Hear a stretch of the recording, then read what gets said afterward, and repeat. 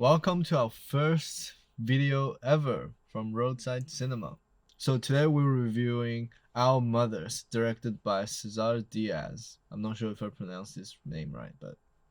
So the movie's really short. It's about 70 to 78 minutes. It was really, really well done. They knew exactly when to end the movie. Yeah, for a moment there, I thought it was like too short, to be honest. I think there are some moments that are rather rushed, because if you look at the film itself, it's pretty slow paced compared to your average film. Yeah, it's like a classic example of slow cinema. So the story focuses on a young man called Ernesto, and basically he has a really interesting job, which is forensic archaeology, where he deals with finding dead people's like bones. He comes across an old lady where they have a mutual interest. So the old lady's husband is supposedly in a grave where Ernesto's father may also lie. This grave isn't just any grave. It's the mass graves that's digged up after a mass massacre done by the Guatemalan army. The film is taking place during the Guatemalan Civil War, where the army and guerrilla fighters from PGT are fighting each other.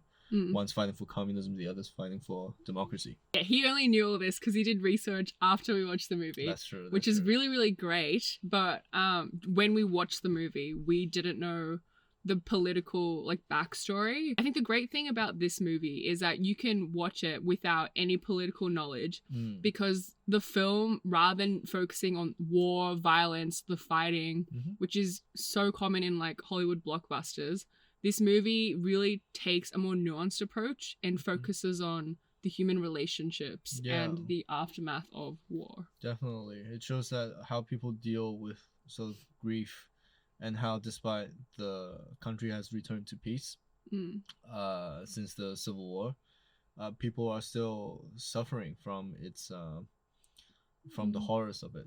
Dialogue-wise, this movie is very naturalistic. The dialogue in this film is a classic example of what I think is dialogue done right. So a lot of dialogue in like Hollywood blockbusters is like so efficient, where like exposition nonstop. You can tell everything's like really fake. Whereas with this movie, things were so like natural, like how you would imagine a conversation between friends. You were finding yourself so invested in the characters that you wanted to know more about things that we consider exposition. I don't know if they have a small budget, but I'm assuming they do because nothing fancy is shown.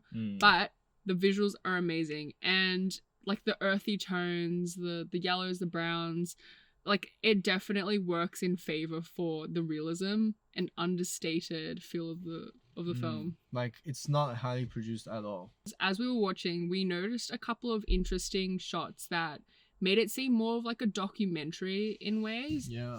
But you ready to drive away from this conversation? But the fact that they choose shots that remind me of a documentary, it makes it give it more realism and more depth and more credibility in a way. That wasn't consciously like, oh my god, this feels like a real story. It was more of like a subconscious feeling. Exactly. The film, in a lot of sense, isn't highly produced. I guess it's one of the intentions that the director wanted to have. Like after he shot the film on film, which gives it a very naturalistic and realistic look. Because this is a real event rather than some made up sort of historical event. This is real suffering that we're dealing with here. There are moments in the film to support that, where for a brief montage in the film, there are just these, old Mayan elderlies. They're just staring into the camera while they were reporting the death of their loved ones. In that scene, you just feel like there's something real. There's real pain going on here. This isn't just, some sort of movie that's made to entertain you. Yeah, on that note as well, without spoiling anything, towards the end, there's a scene with Ernesto's mum where she was like giving a testimonial to the government. She was just talking about her life, and I didn't even realize how like emotional and invested I was in her character because we don't see much of her. So props to the director. I think there's too much emphasis on Ernesto and Christina because Christina's the mom. Okay, Yeah. yeah. But there are also all these other side characters who also experience suffering from the civil war. There's little to no emphasis placed on these characters. For the grandma, her existence in the entire film almost feels like a storytelling device. Like she exists to work in the benefit of Ernesto in finding his disappeared father, rather than this whole individual who lost her husband and wants to, wants to find his remains.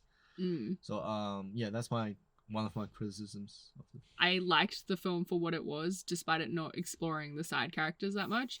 But after he like mentioned his point, I was like, yeah, I kind of see that, because the whole film is about grief and like coming to terms with it. Yet we only see it through Ernesto's perspective, not the mom, not the grandma, who's introduced very early on. And it would have been nice to have just a couple of extra scenes to see how she deals with it in her culture. And yeah, that just wasn't given to us. And the film's really short, so they could have easily added more to that. But I guess director's choice. There isn't much going on throughout the film. Like you get to see Ernesto's journey in finding his father, but that's about it. I just feel like a lot of slow cinema is pretty like popular nowadays, because it's not about how many events you can squeeze in a movie. It's how you show those events and how the characters are given a time and scene to play out the characters to the full potential. And that's why I love indie movies. I also love blockbusters, but independent movies are just so much more creative. I disagree. I hate blockbusters, and they're not creative. Alright, this is our rating scale. It's from 0 to 100 miles per hour. Or, I don't know how Australia works. This is miles per hour. Scale. 0 to 100 kilometers per hour. Because we're safe and responsible drivers. That's that right. don't go over 100. Don't speed. I would give it a 80. I give it 82. Just because of, you know, I think it's good to know the story behind this social event, specifically the Guatemalan Civil War.